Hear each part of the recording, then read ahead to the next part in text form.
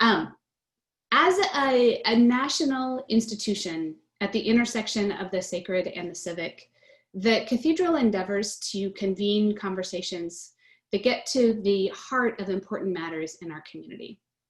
During this upcoming year, our programming, both in our worship and also outside of our worship, such as tonight's conversation, will focus on two pandemics, the pandemic of COVID-19, but also the pre-existing pandemic of systematic racism, which has been around for much longer than COVID-19, but who, for many of us, the fractures that systemic racism causes have been exposed in even greater depth by COVID-19. So we'll explore those two pandemics over the course of the next year.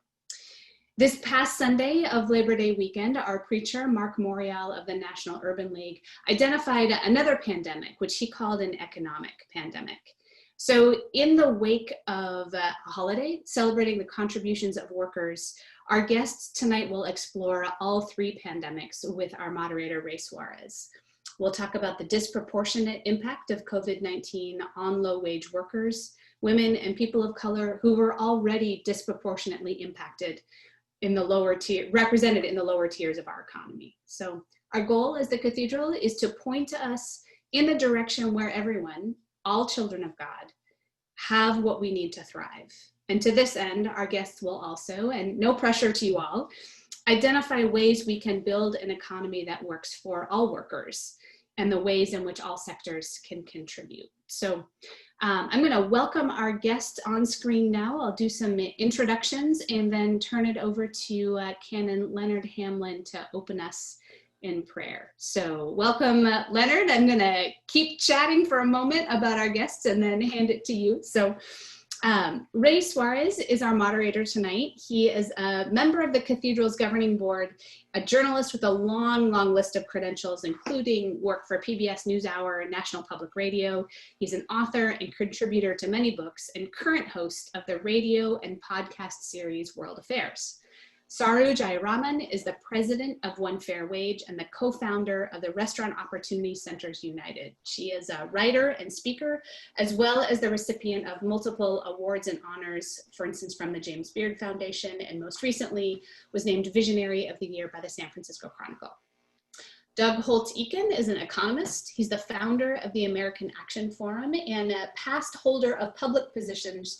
In particular, he has been the director of the Congressional Budget Office. He is a scholar, researcher, and professor who writes a daily column for the American Action Forum's Daily Dish. And finally, Ignatius is editor-in-chief of the Harvard Business Group, which includes the Harvard Business Review. He's been a journalist for more than 20 years with international and domestic reporting positions, and he was the #2 editor at Time prior to coming to Harvard Business Group, and has written 2 New York Times bestselling books. So we are pleased to have all of you with us. We are thankful for your work in the world, for the expertise and perspectives you're bringing to us tonight as we explore these pandemics and the ways in which we can make work for all of us. And I will turn it over to my colleague Leonard for an opening prayer. Then he and I will disappear. Ray will take it away, and we'll come back at the very end of the conversation with some Q&A, as I mentioned at the top. So if you have a question you'd like to send us, feel free to put it in the Q&A button at the bottom of the screen. Leonard, over to you. Thank you. I'm grateful to join with our programs director and our colleagues, as well as the Cathedral, to welcome both our guests who are serving as panelists and our guests who are joining us, of course, through this webinar on this evening. And as we begin all of our gatherings and moments, we choose to begin and invite others to join with me in a word of prayer. And so won't you join me as we open this evening. Almighty, as we come once again before you, we are grateful for the gathering in this moment. And we pray that in the midst of this gathering, that your presence would be felt, and that we would be mindful of those who we're gathering with. In these unique and strange times, we may not be in the same place, but we find ourselves operating in unique space, bound together in ways that we have not thought of. And so we ask on this evening that we might lean more into the moment in which we find ourselves, that we might hear from our panelists on this evening. We might see and hear more than what we have in the past, so that we may do even more of what we need to do in the days to come. We thank you for the opportunities that you are giving us. And we ask now that you would continue to strengthen us as on this evening we seek to strengthen one another, that the labor would truly be worthy of their hire. This we ask in your wonderful name. Amen. All right. Ray, Leonard and I are going to go away, and looking forward to the conversation. Thank you, Michelle. I was thrilled to be asked to moderate this program because this is stuff that I think a lot about. I think it's a conversation that we should be involved in throughout society. But if a lot of institutions aren't doing it right now, religious bodies like this one should appropriately be taking up the assignment and encouraging others to do the same. Now, before you say, hey, stay in your lane, church, this is the church's lane. The Bible, along with being filled with thrilling and sometimes shocking stories, gorgeous poetry, tricky and challenging propositions about esoteric points of theology, also presents a pretty plain-spoken, practical, unromantic ancient world of calloused feet and hands, migrant laborers and beggars, dusty roads, hard labor, low pay, and the lives of masses of poor people always living on the edge. Right along with the abstract discussions of heavenly rewards are hard-hearted employers right here on earth, disputes over pay and value, and verse after verse after verse about the lived experience of selling your labor, what you deserve in return for it, what a worker promises his employer or master in return for the money, and what obligations we have to each other.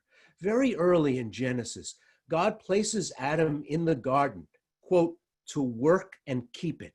Deuteronomy commands believers, you shall not oppress a hired servant who's poor and needy, whether he's one of your brothers or one of the sojourners who are in your land.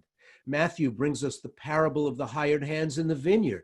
He's teaching a challenging lesson about other things, Jesus is, but using the familiar setting of day labor to do it because he knew his audience was intimately familiar with it. And finally, from Ecclesiastes, everyone should eat and drink and take pleasure in his toil. This is God's gift to man.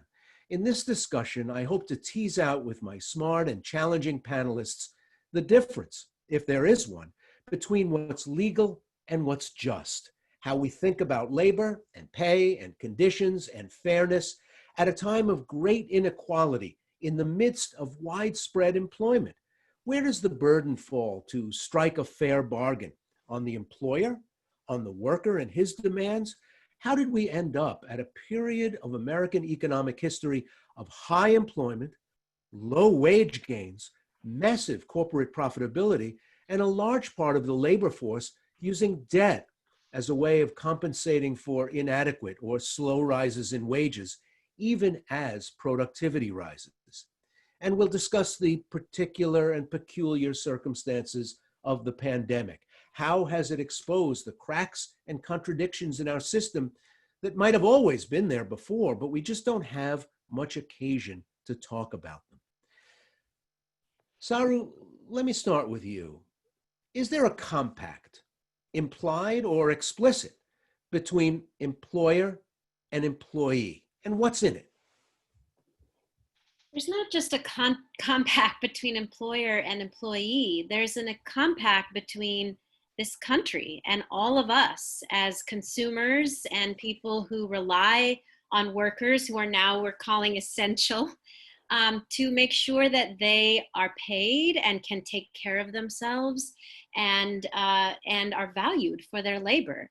And unfortunately, that compact has been broken far too many times and for far too many people. And one of the biggest examples of this is the issue that I work on, which is the sub-minimum wage for tipped workers.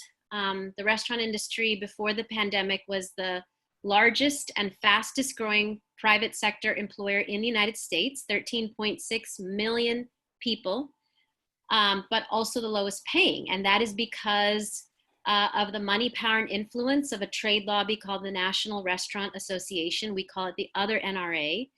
It represents the chain restaurants. And in doing research for my last book, we uncovered that, in fact, the other NRA has been around not 50 years, as I thought, but 150 years since emancipation of slavery. Turns out tipping as a practice originated in feudal Europe. It was something that aristocrats and nobles gave to serfs and vassals, but always on top of a wage. When the idea of tipping came to the United States, it was right around the time of emancipation, and the restaurant lobby wanted the right to hire newly freed slaves and not pay them anything and have them live entirely on tips. And so we started with a $0 wage for tipped workers in the United States in 1865 at emancipation, and went all the way to the New Deal. At the New Deal, we got the right for the first time to the minimum wage. That made the social compact, the idea that you pay people for their labor, federal law. It was the first time we got a federal minimum wage. But three groups of Black workers were left out, largely a vestige of slavery. Farm workers were left out, domestic workers were left out, and tipped restaurant workers were told, were mostly Black women at the time, were told, you get a $0 wage as long as tips bring you to the full minimum wage. Very much rooted in our racial caste system and our racialized history. And so we went from a $0 wage in 1938 all the way to $2.13 an hour, which is the current federal minimum wage for tipped workers in the United States, who are not a sliver of the economy, not a tiny marginalized group, but the largest employer in the United States of America is able to pay its workers $2.13 an hour in at least 20 states. There are 43 states that persist with this legacy of slavery, including New York.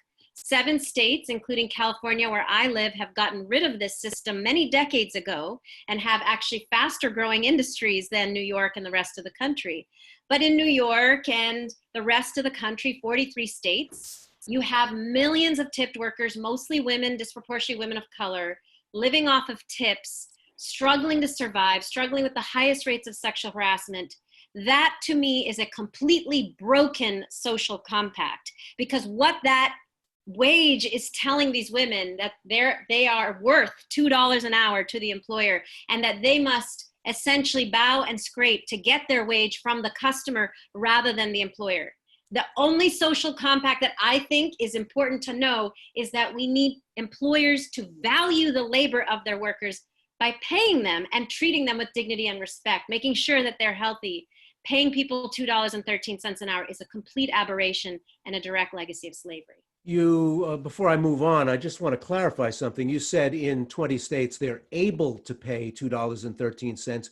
Do we know what percentage of those tipped employees are actually paid at that rate, or Yes. where there are local rates that just make $2.13 uncompetitive and you wouldn't be able to attract anybody?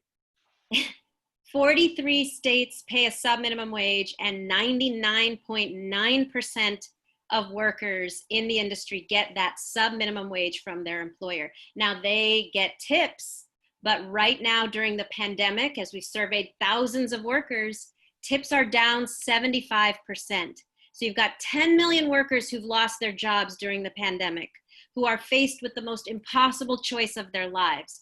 Do I refuse this job and therefore lose any benefits, any unemployment insurance that might have come my way? Or do I take a $2, $3, $5 sub-minimum wage job with no guarantee of tips and expose myself and my family to the virus? Because dining spaces have been named one of the most riskiest places for anybody in terms of catching the virus. Saru, thanks a lot. Doug Holtz-Eakin, same question. Is there a compact between employer and worker, and what does it contain? I think we don't have an agreed upon compact in the United States. I think that's really a fair statement. There was in the early 50s with the Fair Labor Standards Act and a sort of fairly uniform attempt to sort of regularize the relationship between employers and employees, somewhat of a compact. That was a halcyon era for the United States where we had no great international competitors. It was possible for a person with a high school education to earn enough to feed a family for the canonical American family. And since that time, there have been dramatic forces that have torn that compact apart. And probably the most important ones for this conversation are that beginning in the mid-1980s, continuing through the 1990s, the distribution of earnings just continued to widen every year. The bottom fell, adjusted for inflation. Real earnings were declining. The top was rising. And somewhere in the mid to late 90s, the bottom stabilized, but the top has continued to rise. This has continued to this day. So we have seen increasing inequality from the labor market for decades now. And if you are one of the ones at the bottom, you know it, and it's painfully obvious. Importantly, this has happened across the globe. It's happened in the United States, a relatively private sector oriented capitalist society. It's happened in Germany, it's happened in France, it's happened in Australia, you name it, we've seen this. And I think the real understanding came when we sort of pieced out where it came from. And it's really the dispersion of skills. People with skills are getting great rewards in the global economy. People with fewer skills are not. And so the compact that needs to be fixed, and the compact that I believe is most deeply broken in America, is the compact we used to have to make sure that every child in this country would be prepared to be successful in America, and that we took care of them, and we're not. And I think a lot of the conversation we're having tonight can be traced back to decades of failure to make sure that there was the chance for every child to have an opportunity in America. And it begins with education, but spreads more broadly than that. And that's the compact I think we really need to think hard about. But you know, Doug, that downward pressure on wages, that flattening of raises, didn't only happen in jobs in America which were internationally competitive. If you were working in Ohio and Indiana making transmissions, yes, you had to worry about what a worker making transmissions in Brazil or Mexico or Taiwan was making. But if you're serving restaurant meals, if you're wiring a new home in a subdivision, you can't get a Brazilian to do it, and you can't get an Indonesian to bring your lunch. But still, there was that same downward pressure on wages. There wasn't a global hiring hall for a lot of jobs in America, but still workers didn't get good raises. No, I think we're here tonight because the church as an institution believes that we are all interconnected and have common values and common commitments to outcomes. One of the things that economics teaches you is that we are all interconnected. And most of what economists do is try to trace those connections so that when the pressures from the outside world hit on internationally traded products, they don't just stop there. They bleed through to every job in America, and they bleed through to every household in America. And understanding those forces and finding ways to maintain our commitment that people should be able to live well in the United States and raise their children in a way that gives them an opportunity for success. That's the key, and that's what we try to do. Ignatius, what do you think about a compact between employers and their workers? Yeah, I don't think there's much of one right now. I mean, I'm glad we're doing this a couple days after Labor Day. That's been in place since the late 19th century to honor labor. I like the fact that there's signs everywhere that are honoring the workers on the front lines, that there is a nod toward our debt to labor. But the fact is, the American worker is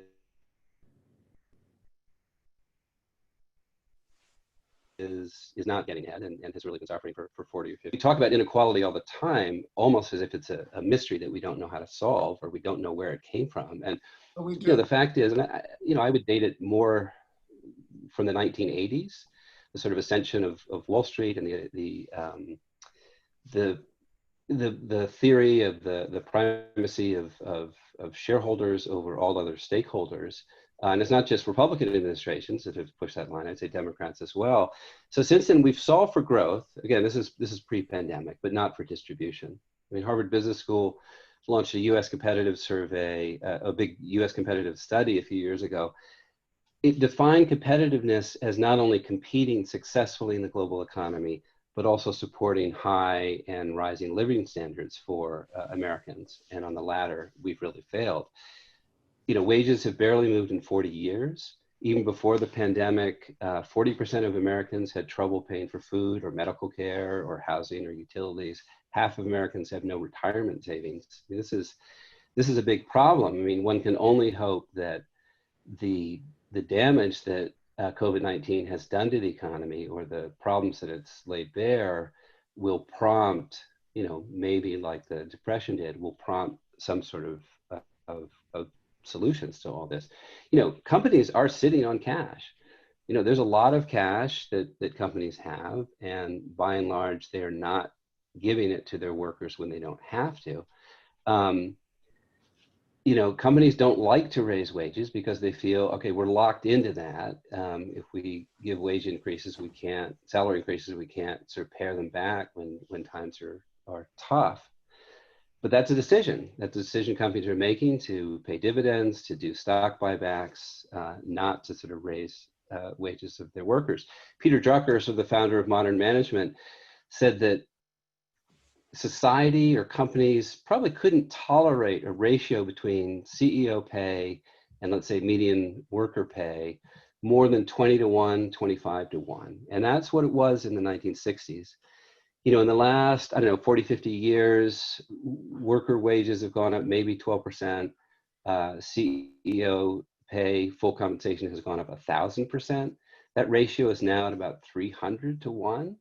If Drucker was right, that eroded trust within companies, that sort of upset the basic dynamic, then that created sort of inequality that society can't handle. He was saying 20 to 1 was the danger spot. And as I said, we're about 300 to 1 right now. One of the answers that's often given when you bring up the fact that wages have not gone up very much in recent decades, somebody will inevitably reply, but we're now a stakeholder society and equities are worth so much more than they used to, and people are planning their own retirements. I looked this up the other day because I just couldn't believe it. The top 10% of American households own 90% of the equities. The top 1%, according to the Federal Reserve, owns 52.5% of all the equities. So the upward distribution, not only of wages, but of accumulated wealth, has been nothing short of breathtaking. So when Adi said a moment ago, companies have a lot of cash, but they don't want to give it to their workers, is that one of the built-in incentives, Doug, that the way we've structured this whole thing is, if you're a CEO, yes, your reflex answer at a board meeting would be, well, no, we don't want to give it to the workers. So that is a built-in incentive in the system, that where we have placed a tremendous emphasis on maximizing shareholder return. The old gentleman's version of that would have said, the way to do that is to make sure that you have a happy, productive workforce, customers who feel like they are members of a club as much as just going to the store and buying your product, and you will generate revenues and commitment for high productivity from your workers, and you'll maximize shareholder return.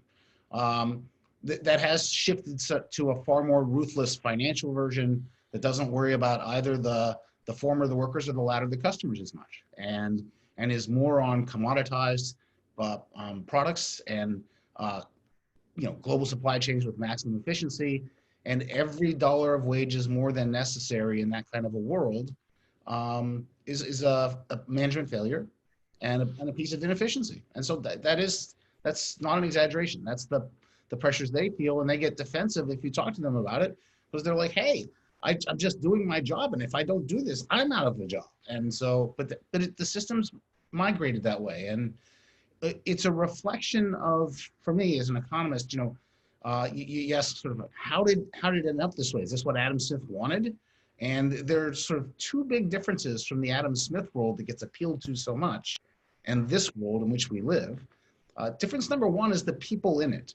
In the Adam Smith world, people forget that the book he wrote before The Wealth of Nations was The Theory of Moral Sentiments. How do people become moral? How do they understand the difference between right and wrong? And Smith believed this was a learned experience, that this wasn't a matter of intellectual reasoning. It was, as you interact with people, you learn how you offend them, and you shouldn't do that. That's bad for society. And you learn how to conduct yourself morally so that you are helping others and being treated well, and we have a more moral society. He didn't need any contracts in Smith's world. He thought he had moral men walking around, taking care of the workers, making sure they didn't cheat on their customers. We didn't need the big legal arrangement. So we're not in that world. And the other one was in the Smithian world. No one had the power to do anything. Every firm was helpless to the incredible competitive pressures of its other firms. Every worker had so many opportunities. They had enough power to go get a better job if they needed to. And we don't live in that world either. We live in a world which is in the end much more difficult and complicated, needs some help on the morals front, needs some help on the competition front, and it doesn't always get the outcomes you'd like. Saru, Doug used a phrase that made me tingle a little bit. Oh, He said, a boss doesn't want to pay any dollar more than necessary, which is such an interesting phrase, because what goes into what's necessary? Retaining a workforce. If you have a revolving door and it's fairly low skilled work, do you say, well, I'll just pay them peanuts, and if they leave, who cares? I'll just get more people. This idea of what's necessary, that you don't have an obligation to pay your workers a wage that would allow them to feed themselves and clothe themselves and provide for the necessities of life, but just pay them what will get them coming through the door tomorrow and the next day, is a big difference from the kind of paternalist capitalism that we saw in a lot of places in the 20th century, in company towns where the owners would, splash out various civic amenities for their workers, have big holiday and summer bashes for them and that kind of thing. Sometimes I read about those towns. Yes, there was something often dark and problematic about it, but that was a hallmark of some of these company towns where the original founding family did feel some obligation, not only to the enterprise, but to the entire community, and would lose face in that community if they started to not pay a dollar more than was necessary. Yeah, I don't think we should hold up the company town as the right example. No, I was just using that as an example of a different kind of model. Yeah, because I can tell you all kinds of, after emancipation, the two groups that were told you get nothing and you live on tips were restaurant workers and Pullman car porters. So the Pullman trains were the luxury trains that crossed the country, and Black men in the thousands, 10,000 Black men were hired, newly freed slaves, to work on these trains for nothing and live on tips. And they organized the first Black union in the United States and won the right to an actual wage rather than living on tips. The Black women in the restaurant industry were not so lucky, but that is an example of a company that, yes, there was some paternalism of the Pullman. I don't know if you know the history of the Pullman company, but very well. In Chicago, there was very much of a paternalistic attitude, but it was also a monopolistic attitude that the workers had to buy from the company, and the workers had to be, they were housed by the company and rented from the company. Yeah, that's right. But you're right but what we've lost is the idea that, I think it comes back to what I said at the beginning. We've frankly just lost the idea that employers pay for the value of workers' labor. That is the basic line. That is what we have lost. Because at this point, a $2 wage, or frankly, even the full minimum wage of $7, does not reflect the true value of any worker's labor in the United States. That is what we have lost. But I do want to say that I know for a fact that the attitude that Doug is talking about, that unfortunately too many employers hold, is not held universally by employers, actually not even universally by publicly held corporations. So I represent an association of 850 restaurant owners who actually have been fighting with us, going with us to Congress and state legislatures, calling for an end to this legacy of slavery, calling for a $15 minimum wage for all workers, including tipped workers with tips on top. And we've worked with these 850 employers over the last many years to document why it is that they actually believe it is necessary. To your point about necessary, Ray, in running a business, they believe it is necessary to pay a full livable wage because they don't see how you can have a sustainable business with such high rates of turnover. Our industry has the highest rate of employee turnover of any industry in the United States. It's a 300% employee turnover rate. That means 3 turns in one position in 1 year.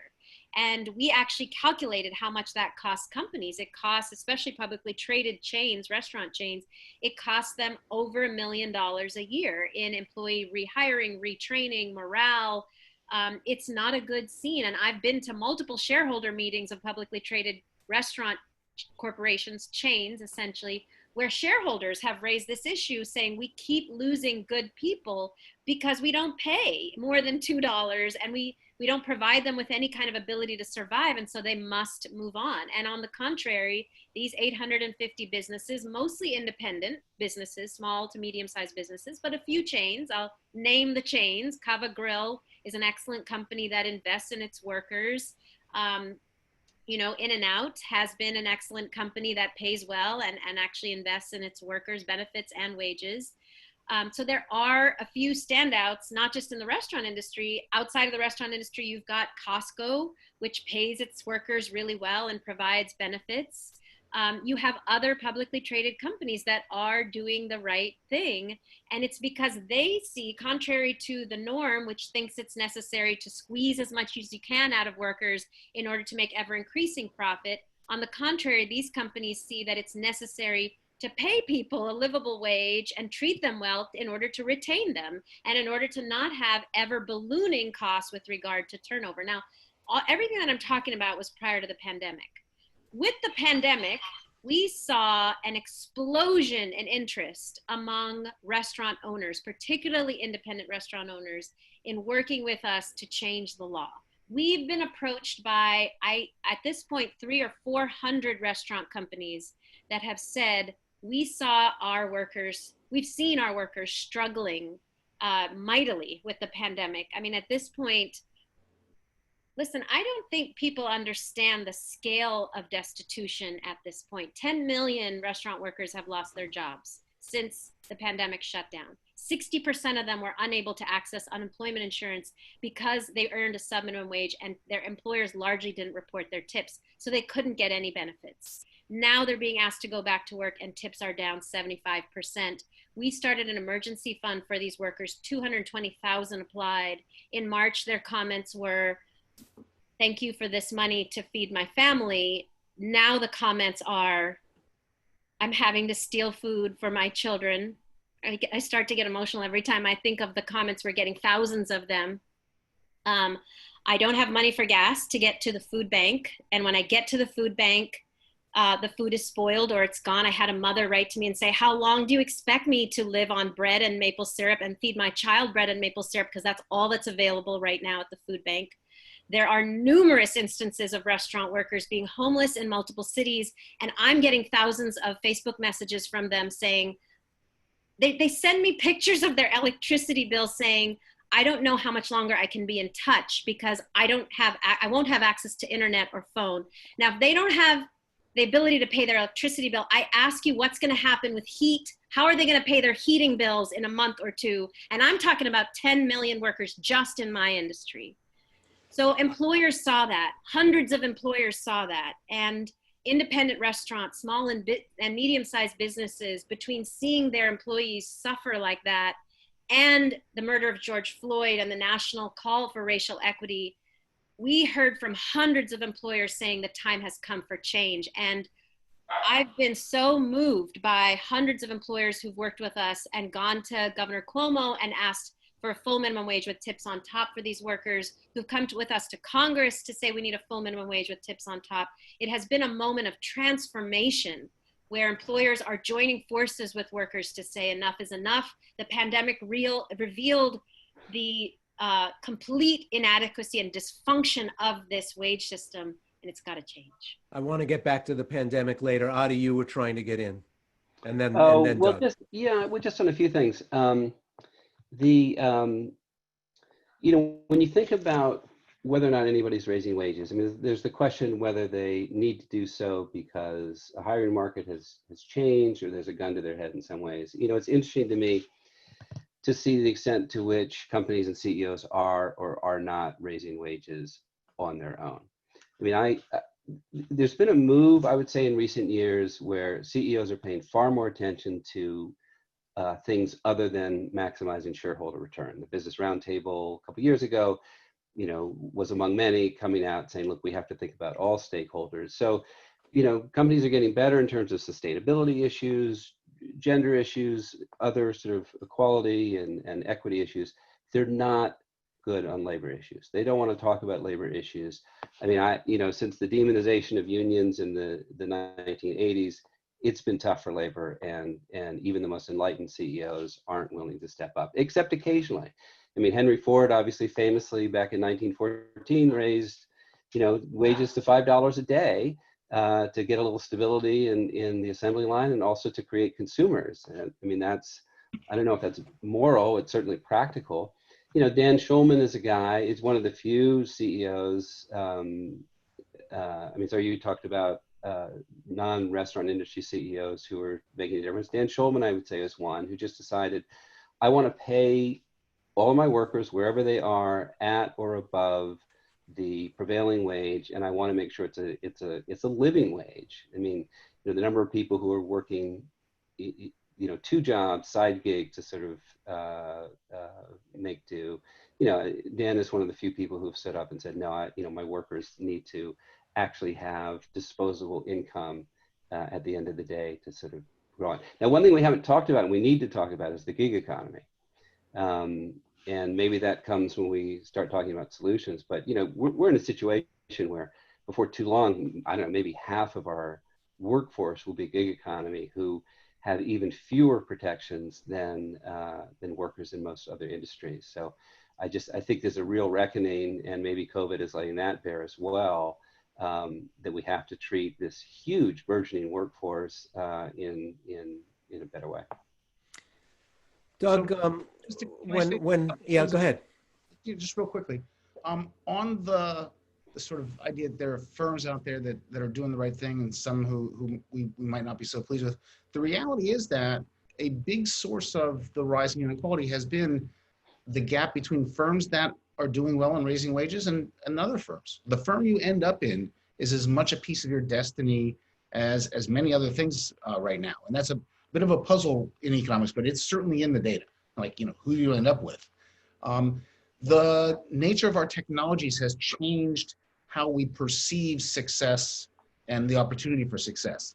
You know, in the 50s, 60s, 70s, there was a whole layer of middle management whose only job was to write memos from the guys on the retail floor, what's going on, send them up to upper management so they could figure out what they were going to do for the next season or whatever. And the advent of modern computers and information processing and that has wiped out those jobs. We have all the data collection at the retail, and it goes up to the C-suite and they make their decisions. That also means there are no jobs between the retail level and the C-suite. How many people are going to go from the retail to the C-suite? So the perception of being able to go ahead in your company is completely different than it used to be. And I think that weighs heavily into this. If you end up in a bad company with no opportunity to get ahead, that doesn't feel so good. And then the last thing on the pandemic, it's really important to understand just how, I think it's exactly how devastating this has been. The numbers don't adequately convey it. In the 3 months from the middle of March in the second quarter, we lost 20 million jobs in April alone. We saw the size of the economy shrink by 10%. In the worst year of the Great Depression, 1932, it shrunk by 12%. We had the worst year of the Great Depression in the spring of 2020. And the fallout is enormous. And the mechanics of it are really quite simple and quite stunning. People in high income zip codes stopped spending money. They stopped spending money not on fancy gadgets, on cars, and on durable goods. They stopped spending money on anything that involved contact with another human being. They didn't go to restaurants, they didn't travel, they didn't go to hotels, you name it, didn't go to the barbershop. The people who provided those services were low-income Americans. And suddenly their jobs are either gone or incredibly hazardous. And that was just a revelation to all involved.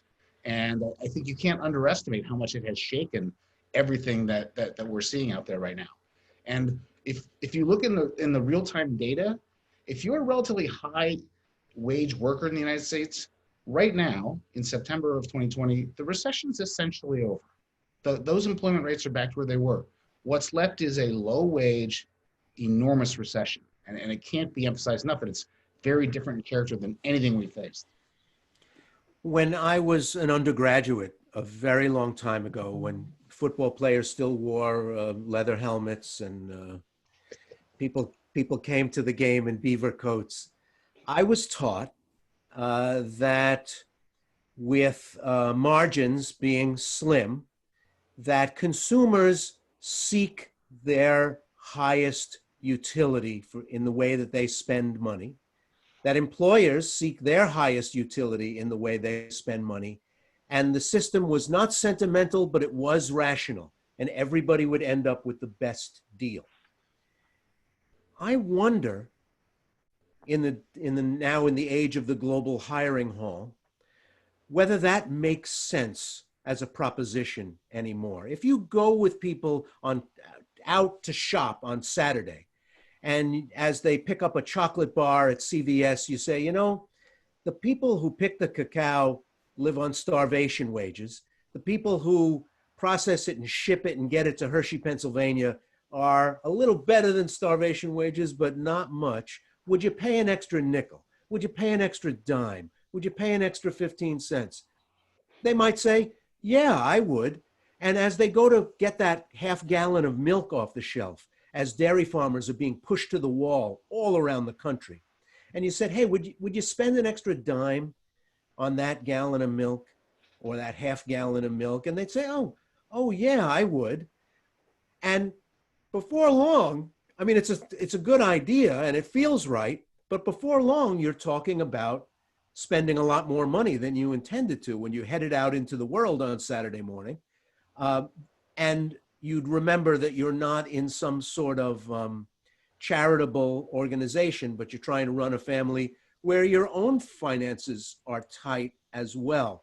I wonder if consumer awareness is really changing the game at all. Actually, I'm going to talk to Saru about this in a minute, because I know in the restaurant industry, it actually is, because there are debates in states all around the country about the finances of workers. But if you said, you know, the farmer who, as you pick up a tub of coleslaw at Whole Foods, the farmers who pick those cabbages in the San Joaquin Valley would live a lot better if you paid an extra 10 cents for that tub of coleslaw. Is consumer awareness actually going to send that impulse through the system that reaches the farmer, that reaches the boss, that reaches the processor, that reaches Breakstone and Friendly's and all the big national food companies? Or is this just a nice notion that sits in the head of the shopper at Trader Joe, at Giant, as they make their selections? Adi, you're covering national economic trends. Well, let me take a stab at that. I mean, one clear trend in recent years is a rise in corporate values and corporate activism. Okay, so especially with the rise of Twitter, with a millennial generation that cares very much who they work for and what the values are of the company they work for, and the rise of a consumer class that cares about the perceived values of the company they're buying from. The game has changed a little bit. CEOs in the past were happy to stay quiet on social issues and political issues. Now that's not really an option. If you're quiet, the Twitter mob will ascribe a motive to your silence, and then suddenly you're in the fray anyway. So CEOs have found more comfort now in stepping up and talking about where they stand on moral issues like this one.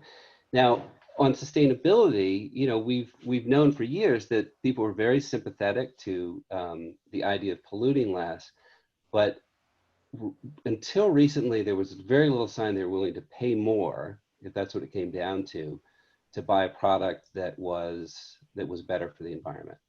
And that's sort of the sad truth. People, yes, but at the end of the day, they're sort of making decisions based on their pocketbook, and they're going for cheaper rather than sort of better. Now, obviously, there are a class of people who shop. They're probably mostly affluent, who shop at places where they know that the company is responsible up and down the supply chain and paying people up and down the supply chain, living wages. But that runs headlong into sort of what you were getting at, Ray, which is that people still tend to prefer a bargain when it's actually spending their money than a sort of greater social good. Quickly, Doug, and then Saru. I think people say things all the time. The bulk of modern research has always looked at actual outcomes. What did people spend their money on? How much did they spend? Who did they choose? And it doesn't really match the rhetoric, right? They do seek to buy the bargain. And what you want to hope is that in places where they have values for sustainable agriculture or the living standards of workers, that that would be transmitted through the entire supply chain and everyone attached to the industry and get to the worker. But I think that's a bad bet. Personally, I wouldn't bet that way. We choose to operate large segments of our society through profit motives, competitive firms, hired labor, things like that. But we don't have to do it that way. And I think if we have a commitment, as I think we should, that if someone works full-time for the full year, they shouldn't be in poverty. That should be the deal. If you're willing to work, you should not be in poverty. That's what we say in America. We can do that directly to the individuals and make sure that the support for their hours of work is adequate, that they are not in poverty. We should just do that. I think that's a straightforward commitment that the United States could make. And we shouldn't, as a result, be sticking our fingers into all these businesses, because many of them will just use federal laws as a way to fight off their competitors and prop themselves up. If they want to do it on their own, they can do it on their own. But we're not. I don't think we should care about any business. We should care about the people. That would be the key. Well, Saru, you heard Doug say that if we left it up to the consumer and just the consumer's knowledge to prevent the degradation of workers, that wouldn't necessarily reliably work. In the modern era, we haven't been able to rely on government as much as we might have to protect worker safety, hours, conditions, those kinds of variables in a job. So who can you rely on? What unions are now representing in the private sector 10, 11, 12% of workers, so they can't do it for the workforce as a whole. Where's the cavalry? What hill are they going to come over? I really would like to give us some hope because it is true that we can't rely on any of those actors alone. We can't rely on consumers alone. And I want to state once and for all, we cannot shop or consume our way out of a problem. And that has been a kind of, at least in the food sector, that has been a kind of an overriding belief that somehow if we shop differently, if we shop organic, if we shop a different way, the problem will be solved. And we know that's not true. We know that government on its own will not act. And we know definitely that unions are not what they used to be. But there's also been incredible instances of victory for workers. $15 was not a reality in terms of a minimum wage 5 years ago. And now many states have a $15 minimum wage, many states. And $15 passed in the US House of Representatives, including for tipped workers in July of last year.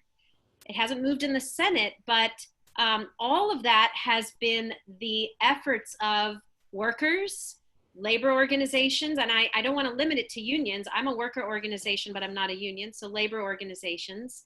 It's been the efforts of workers, labor organizations, consumers who support those workers, and elected officials who responded to those workers and work organizations, and responsible employers, the ones that I've mentioned who've joined us in calling for these changes. So it's not like change has not happened in the last many years. There have been definitely moments of victory, moments of hope to look at, and lots of them. I mean, we are, I will give you one quick example.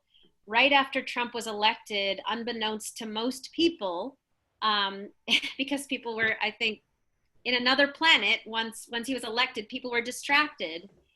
Trump, kind of under the radar, tried to pass a rule making tips the property of owners rather than workers. And I got to tell you, after Trump was elected, I also myself was very dismayed. I thought there's no way we could stop him. He's a restaurant owner himself. How are we going to stop him? He now controls the very Department of Labor that would stop something like this.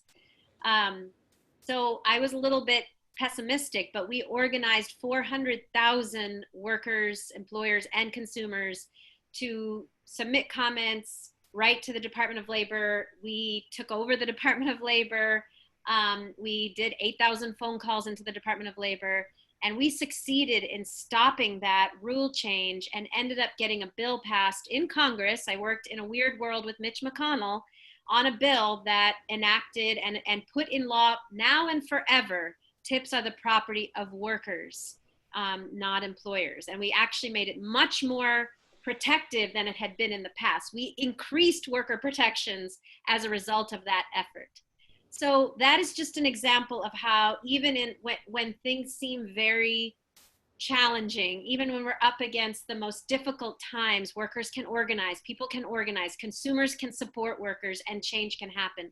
Another example I want to give of consumer activity in our industry is that I remember 20 years ago, restaurants saying, we'll never be able to afford local, organic, or sustainable food. I remember that.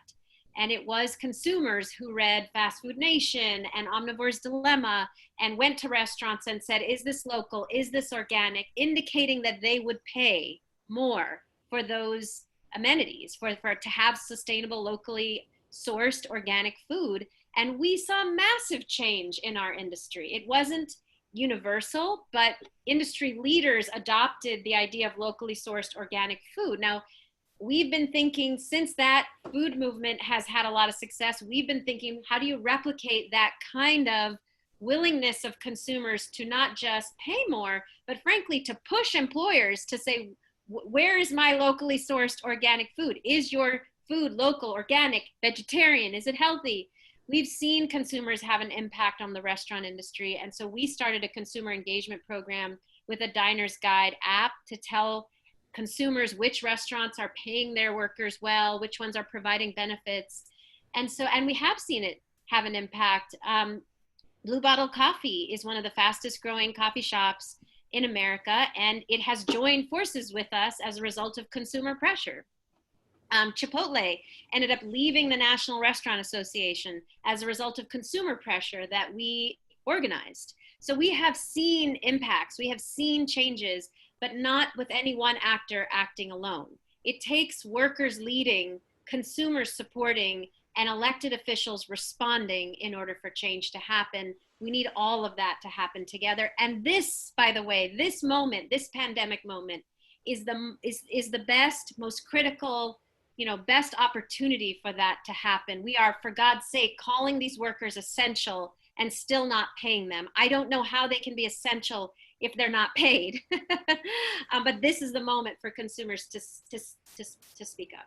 Good. I'm glad you reopened the pandemic, because I'm wondering, and I'd like to hear from Adi and Doug about this, whether this unpredictable, unpredicted, unimaginable event has opened up some possibilities that we might not have thought of back in February.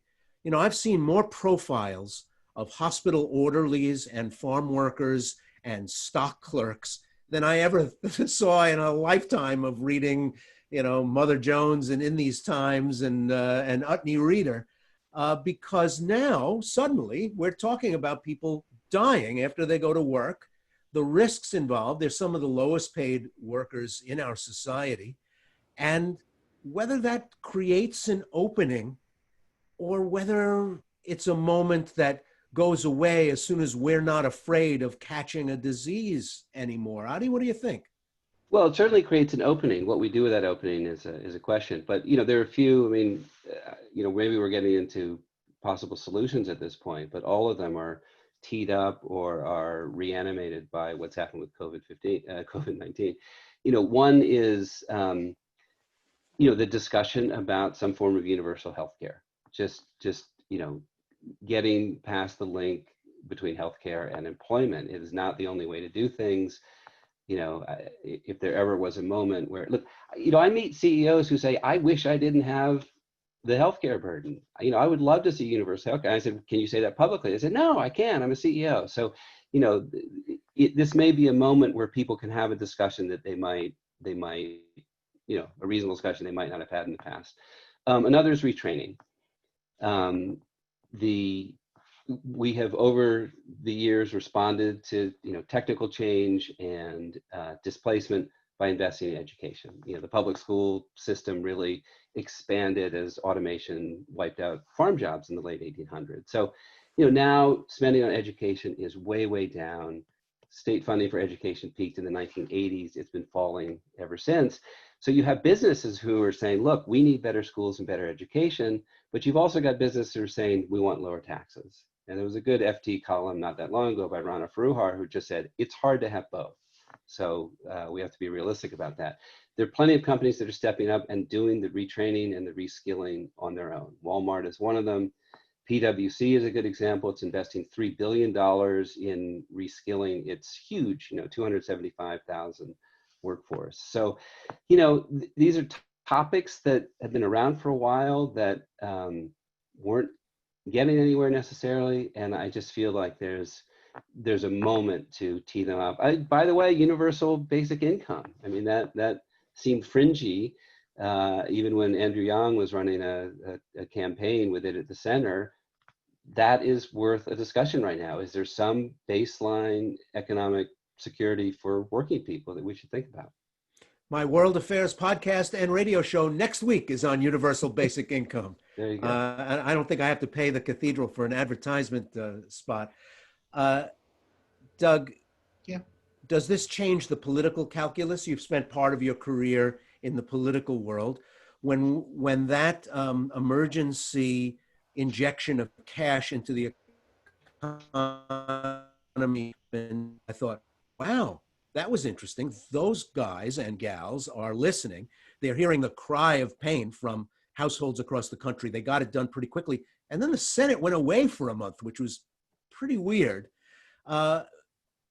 Is the standards of the U.S. Congress? Is the pandemic creating political realities that will demand more creative answers and ones that do ride to the rescue of some very vulnerable workers, some families that have really been pushed to the wall? I hope so. So, if we go back and reconstruct the events, the U.S. entered the 2020 growing solidly, not spectacularly, and that was true in January and February and into March. And from the middle of March 15th to the end, things collapsed so dramatically that we had negative growth for the first quarter. I mean, and it all happened in the last 2 weeks of March, and it was a phenomenal collapse. And it was as I mentioned earlier, characterized by people not wanting to make contact with other people. So it wasn't the closing by the governments that did it. People self-quarantined and things dropped off. I'm a nerd, so it's all numbers, but first quarter GDP fell 5% at an annual rate. 2 percentage points of that were healthcare services. People stopped going to the doctor. It's never happened before. The health sector is the business cycle, first time in history. So that happens. We see the dramatic fallout in April after that. But in that moment, the U.S. Congress passed the CARES Act. The CARES Act, $2.3 trillion, used the vast borrowing power of the Treasury to funnel money to households in the form of checks and pandemic UI. I think it's important for people to know that pandemic UI isn't traditional UI. You didn't have to be looking for work to get it. You could be self-employed. You could be an independent contractor. You could be unemployed. It's a very different animal than in the past. Huge amounts of cash into the household sector. PPP, the Paycheck Protection Program, badly maligned in my view because the whole point was to get money fast, keep people attached to their workers, to their employers, keep getting a check. It passed quickly. It passed on the scale necessary. It was 10% of GDP because we were losing 10% of GDP. I don't think you could get a better outcome. I really don't. in all the years I've watched the legislature in action, you couldn't get something that was more targeted on the actual problem, passed as quickly as it was passed, at the scale it was necessary. And that represents a high watermark in my lifetime. Since then, some political reality has returned, not for the best, right? The next step has proven to be a whole series of, like, can I get started on what I'd like to see for the next 10, 15 years in the next thing, and sort of lay some seeds for it, or not. And the other side has their own ideas. And so it's stalled at this point. I find that really disappointing. I think there's a better than 50% chance they won't get to a deal, and they'll just leave and go for the election. And that's not the right outcome for the people in this economy. So I hope I'm wrong. I'm wrong a lot. Let's hope this is another occasion. But we certainly do need to get some recognition that we've really made clear those parts of the safety net that are adequate and those which aren't. And maybe the question shouldn't be how big should the federal supplement to UI be. Maybe what we're really asking is, how big do we want UI to be? What should be the nature of that contract should people become unemployed, literally without any control over it? This is the unique part about this experiment is, unlike 2007 and 8, this isn't a man-made disaster with bad products and poor management and all that. This happened. No one did anything wrong. It hit, and now we're looking at the consequences of what happens with the disruption. It might cause us to rethink some things. I think it will, but I don't think we'll get the solutions going right now. Let me bring the Reverend Canon Leonard Hamlin back into the conversation. He's been listening all along, and at the beginning, I noted that these questions around equity and social justice are the church's lane. So don't think that this is out of our ambit to have this conversation. What would you add? Certainly, I'm grateful for the conversations and all that has been put on the table. As we get to a moment such as this, we see, of course, as the church, as you said, this being our lane, that it's important how we see not just the moment, but how we see each other. It is true that the pandemic has allowed us a moment to be able to see things differently. And it is unfortunate at times that we are not inclined to see until crisis comes or challenge comes. But I do think that's when we're called as leaders, and I appreciate of what being lifted right now, that we give voice and this moment, and I thank each and every one of you for helping individuals who may be listening tonight or looking and watching to see some things that they have not seen before. When we get to the bottom line is when we talk about work, and it's come up in the conversations as well as many of the companies have been so disconnected from communities. We know that we all talk about community in ways, and I look around the group who's sitting here right now, our understanding of community was much different years ago. And because of where our people are moving in their residence or with other factors with business, when we talk about investment in communities, companies may not see that the same way. And I appreciate, Ray, as you were speaking about that in a manner of how they saw a responsibility, even because I was in that community. But now we've got traveling workers. We've got those who even have a burden because they have to go so far. So they're not thinking about where they're coming from. And even to have our companies or to look at labor with the kind of dignity becomes important, in that everyone is looked at in order to see not just my business grow, but do we really look at each other to see the workers grow, to see their families grow, to see them do well, where we know we're also battling forces where to some intention that is missing. And so we've talked about it tonight, and I'm thankful for the opportunity that you all are raising. How do we address and how do we help to address what's missing to make our community stronger, to make every person stronger, to give them opportunities, to make sure that everyone has that kind of equal access to advancement and to living, as we often say through the scriptures, life and life abundant. You know, one of our questions came in from Ray, who asks, is this situation a political failing, a moral failing, or a business failing, or something else?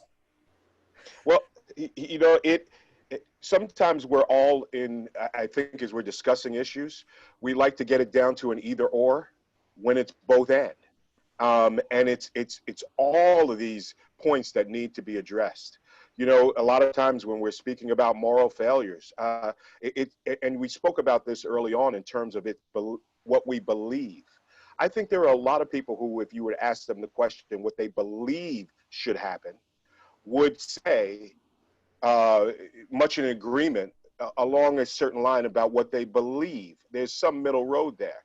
But we run into the ethical conflicts here, that I'm not always doing what I believe. Adi, I appreciate, as you said, if you ask the question of that corporate owner about healthcare, that he says, I believe we should all have it. But where is the actions to go along with it? And as we're speaking tonight, that hopefully we're motivating others into action. And I'm grateful for you all as panelists who are encouraging others to take action, to move us ahead, and bringing the kind of thoughts in all of the ways. Many of our listeners want to know as well tonight what they should do to help move us further. And listening to you all tonight, what steps can they take? And even as the church, we have a responsibility to help folk to see, once they see, what do they do? Anonymous asks, how has higher education contributed to the disparity of income? Professors teach values and maybe they didn't have a social conscience. Paul, this is actually from Paul. Has higher education been an accelerator of opportunity at the same time as it's widened inequality? As No. more people have been able to take advantage of more education? Saru, you shook your head no immediately. Why? I have data that I can share with everybody that shows that higher education has not actually produced the wage increases that I think everybody thinks that it has, particularly for people of color. That unfortunately right now, even for college graduates, and people with some college, the jobs that are most available are still the lowest wage jobs. I teach at UC Berkeley. Every semester that I teach, a good 60 to 75% of my class is currently working in restaurants. And when I talk to UC Berkeley graduates, a substantial percentage of them work in restaurants after college. Perhaps they are looking for other jobs, absolutely, but that is just one example. We have seen a lot of data that shows that higher education has not actually produced the outcomes that we hope it would because of structural inequalities and because of everything that we've been talking about all along, which is that the social compact between employers and workers is broken. So I can share a lot of data on this. I have a lot of data that shows that it's not the case. You know, Ray, I really did want to, I really feel it's important to bring the voice of workers into this conversation. We've been talking a lot about workers. We don't actually have a worker on the panel.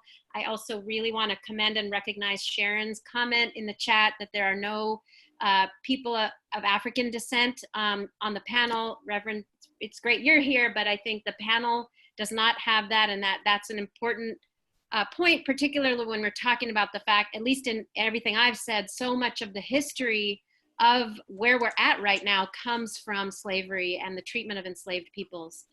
So I would love to share, if it's okay, that we actually had, because of the crisis, thousands of workers have been refusing to go back to work without a livable wage. To me, this is part of the hope of the moment. In fact, in New York and Chicago last week, workers went on strike saying that they would not return to work without a full minimum wage with tips on top. We actually built this 24-foot statue in Times Square called Elena, the Essential Worker, and she's going to be appearing in 5 cities across the country. In Chicago, we had an amazing leader who actually said some really moving words that I want to share with you all, because I think it's important to bring both workers' voices and African-American voices into this conversation. Postmates. So I don't get paid the full minimum wage working for Postmates. Sometimes I don't even make $1 on a good day. So I also work for another restaurant, and I only got paid $6. A plate of curry goat with rice costs $14. $14. Are you saying I'm not worth $14, $15 an hour? I'm not worth the minimum wage? This is not right. This is not right. I'm going to continue to fight because I have nothing to lose but these chains that you put on my feet, these $5 minimum wage chains. Right. Every day, my skin color as a black man in the city of Chicago. Yes. In the city of Chicago, the Constitution says live life, liberty, whatever, the pursuit of happiness. I am not happy. I am not happy with the minimum wage. I am not happy when I don't have my bank account says zero, but I have a job. I have a Postmates job and I work at a restaurant. I am not happy when I'm serving people who make a lot of more money than me. I'm not happy. I'm not happy when my car is on the side of the road. I ran out of gas because I don't make a good living minimum wage. I am going to continue to fight. I am going to continue to unite for justice. I am not machine. I deserve a minimum wage. I am a person. I am not an object. I deserve a living minimum wage. We all deserve it. We will continue to unite until we have justice. And if we don't get justice, we're going to shut it down. So I think this is a audience of Christians, and I don't know how you watch Kimani. Kimani was also featured in the New York Times after the strike. Say that and not feel that things need to change in this country, that nobody should be paid $2 in most states or $5 in the state of Illinois or $10 in the state of New York when everybody else gets 15, and supposedly live off tips. It's unconscionable, it's unacceptable, and now it's a matter of life and death. Before it was outrageous, and now it's literally a matter of survival and life and death. So the urgency of this issue right now and the need for all of us to act collectively and say why we made the 24-foot statue, Elena, the essential worker, is because we were tired of being called essential and not paid as the essential people that we are. We are tired of knowing that we are skilled, dignified workers who are professionals, frankly, but not paid or treated or viewed as the professionals that we are. Any reactions? But I'd go back to something I said earlier. I understand the frustration, but it reminds me of the oldest of paradoxes in economics, which is why were diamonds expensive and water cheap when water is an essential for life and diamonds are not? And it came down to the nuts and bolts of relative supply and relative demand. And I don't think we as a society want to have that exclusively be the mechanism and have us try to rearrange that supply and demand to get the outcomes we want. Let's go directly to workers and say, if you work full-time for the year, you're not going to be in poverty. We will supplement your wages. We as a society can do that. And that's just the basic commitment. And don't try to intervene with the business community to get them to do it. If you say the minimum wage is higher, you haven't created any more money. You just said we're going to take it from some people and give it to the minimum wage people. That's not a route to success. That's just rearranging the deck chairs. Make the commitment that if you work, you will not be in poverty. That should be a basic commitment. That's what I would aim for. Christopher asks, how does the dismantling of production into smaller and smaller pieces rather than full products affect the downward pressure on wages? And certainly global supply chains are held up as both a wonder of the age that allows for the efficient production of cheap and high quality goods, but also a threat to plate glass factories in Western Pennsylvania, firms in northern Illinois that turn out gas tanks for different automobile builders. Global supply chains mean that you can start buying those gas tanks somewhere else in the world and don't have to worry about the laws in other countries and how much workers get paid for doing that same work. Adi, has global supply chain both contributed to the amazing cornucopia of goods, but also relative decline in manufacturing in the United States? Yeah, I mean, look, there are two big factors that have hurt manufacturing in the U.S. and have hurt manufacturing wages, and one is globalization and the rise of China and Vietnam and other places that are doing that kind of work, and in some cases doing it more cheaply than American workers can do it, even including the transportation with the supply chain that's so far away. That's number one. The other is automation, and I don't think you can talk about one and not the other. I worry that the automation challenge could get worse rather than better. I don't think I've ever seen a company turn down the opportunity to automate because it would save jobs. That should happen. It just doesn't. It never does. If there's an opportunity to be more efficient through automation, that's what companies do. That's what you mentioned education. I'm sure that's what business schools everywhere teach people, that is an efficient move to make. It is getting worse even now in COVID times. I mean, there are robots cleaning floors and taking people's temperatures. There's security guard robots, patrolling empty and full warehouses. There's salad making robots at hospitals that are preparing meals for the essential workers. And so, robots as an opportunity to solve the kind of workplace infection, disease infection problem, it could add to the pressure to automate. And our tax laws, effectively subsidize automation.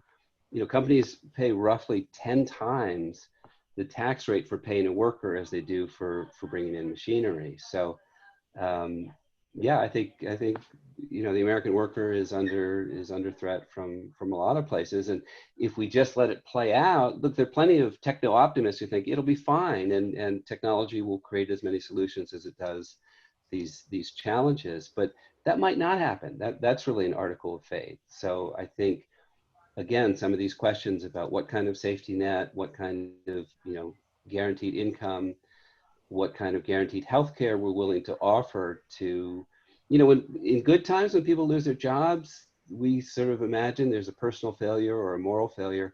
COVID has made it clear there's nobody's fault, and that's probably the case much of the time when all of a sudden jobs are eliminated, either individually or in great numbers. So, in my perfect world, we figure out ways to make a better, smarter safety net. Elaine asks, as a Christian, I'm very troubled by the burden of risk and illness of COVID for those in essential jobs and low wages. And the people of color are most adversely affected. How can the church and individual Christians respond at this time? And boy, as individual citizens, worshipers, consumers, you do feel a little powerless when you look at this great big event that's affecting millions of people at once. And you wonder, well, what am I supposed to do? I want this to be better. I think it should be better, but it's not at all clear what you as an individual do. And that's to anybody who has any idea. Let me begin, if I can, by saying that I always encourage everyone first to use their voice and to see the different manners in which they can speak up. It's one of the sayings that we've adopted locally for many things. Well, really all over. That says, if you see something, say something. That it's important that we see something here. And while some are taking issue, and I was grateful, Saru, that you showed the video even, that it shows persons speaking up and speaking out. And whether or not it is calling to those who are making decisions, writing for those who are making decisions, you may not be standing on that corner, but there are organizations who are hard at work to bring change that you can support, that you can join with.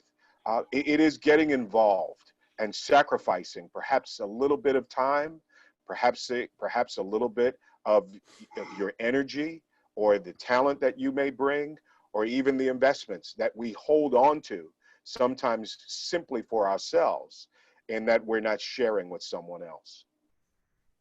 So Ray, a couple of things on this. This has been really one of the central issues in this moment. And it's worth noting for the record that over, sustained periods of time in quote normal circumstances, people in riskier jobs get paid more, other things being the same.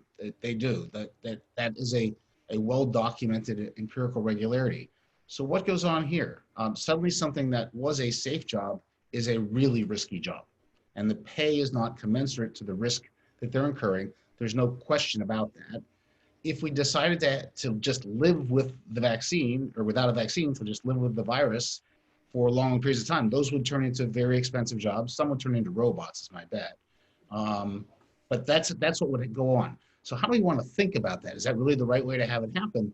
One thing we can do is make it less risky. I have been disappointed that the Congress didn't come back from its very successful attempts to insulate the economy in cash and hide from the virus, and instead recognize that we're going to have to live in the presence of this threat and make workplaces safer. There should have been lots of money for PPE, for workplace modifications, for testing, for the kinds of things that would make the workplace safer for both the employees and the customers, and thus diminish those risks. And past that, the whole thinking on the relief efforts has been to use the collective ability for us to borrow to hand out according to the needs in the middle of this pandemic. That's the obvious next step, and we just haven't done either of those things. Another attendee asks, how do we pressure companies not to pass minimum wage demands onto the consumer only, but also onto executive compensation, which continues to increase the gap between top and bottom earners? Is that even plausible? Yes, I work with a coalition in California that has a bill moving in the state legislature around capping CEO pay and maintaining, and also capping the difference between the ratio between CEO and worker pay, and actually penalizing companies that exceed a certain ratio.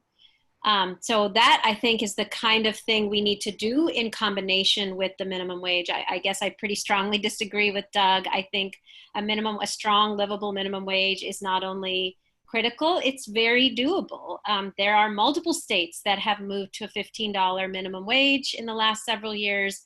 And I've looked at all of the data. All of those states, restaurant industries were booming prior to the pandemic. They were all doing really well. And in fact, the 7 states that had eliminated the sub-minimum wage for tipped workers had higher small business growth, higher job growth among tipped workers, 1/2 the rate of sexual harassment in the industry, far less liability for employers. So the minimum wage has all kinds of additional benefits. It's not just about redistribution. It's actually about increasing consumer spending in our economy. And then we've seen that impact on the restaurant industry. I did want to, because we're running out of time, I did want to respond to what people can do.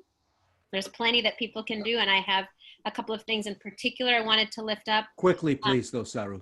One is that we have honored restaurants that are doing the right thing through a program called High Road Kitchens. You can go to highroadkitchens.com and support those restaurants, consume at those restaurants, particularly if you live in New York and California.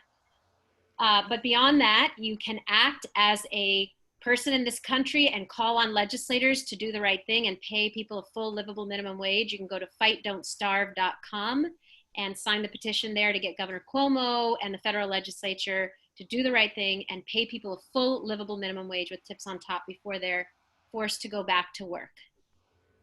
Adi, if you were to make the cover story for the next issue of the magazine, capping executive compensation or reducing executive compensation, would that be popular issue? With some of our readers, not all. I guess, you know, I mean, some of the smartest stuff we publish is really urging managers to think of their workforce not as a cost, but as an asset. And, you know, I mean, managers really get trapped in this sort of idea, I can't raise wages because that is a cost and I can't ever lower it. And if they, you know, it really is, everybody thinks that way, or, you know, almost everybody thinks that way. And, you know, we've seen when companies give sort of across the board pay increases, including to sort of, you know, the frontline workers, it you know, statistically clearly has a beneficial effect, because you're basically buying goodwill, you're you know, you're re-energizing your workforce. The people at the front lines who are dealing with the consumers are, you know, are better engaged. Hopefully you've empowered them to sort of make some creative decisions as well. So, you know, this stuff can pay off, and, you know, you keep your workers, you train your workers, they get better, they stay with you. That's an asset. That's not merely a cost. Let me bring Michelle Dibley back in to close us out, and thank you, Doug Holtz-Eakin. Thank you. Thank you, Adi Ignatius, and thank you, Saru Jayaraman. And of course, you too, Canon Hamlin. Thanks for joining us. Well, I want to take just a quick minute to thank Ray for moderating this panel, and for Saru and Doug and Adi for really showing up for this conversation. I appreciate the energy and the capacity that you all have brought. I want to let folks know who are watching that the Cathedral is going to make a donation to One Fair Wage. And gratitude for Saru's participation here. There's a link in the chat. We hope that many of you will also feel compelled, after her compelling stories and her graciousness here in raising the concerns of the people that she talks with and works with every day. You all may be some of those people. You may know some of those people who are in those situations. So invite you also to, if you have resources, to be generous where we can. I heard very clearly the call for those of us who are able to be generous, both with our time, but also with resources, if we are blessed enough to have them during this time. So I want to, again, thank you all. If you are feeling like you want to help the Cathedral continue to put on programs like this, we also have a donation link. So feel free to share it with us as well. But most importantly, we hope that you are sharing resources, should you have them, with family, with friends, with your local communities, with people who need them, who you know. So I think with that, we'll say thank you to all. It is 8:30 on the nose. There were more than 150 folks with us tonight, and we will make this available on YouTube tomorrow for folks who would like to watch it again or see clips of it. And you'll also get a brief survey. Thank you for the feedback about the diversity of our panelists and the recommendation that we have an African-American panelist. And so if you have that or other feedback for us, please let us know. We will be doing programming all year and want to make sure that it's the kind of programming that folks are looking for. So I think with that, thank you everyone, and have a great rest of your evening. Thank you. Thanks everybody. Bye-bye.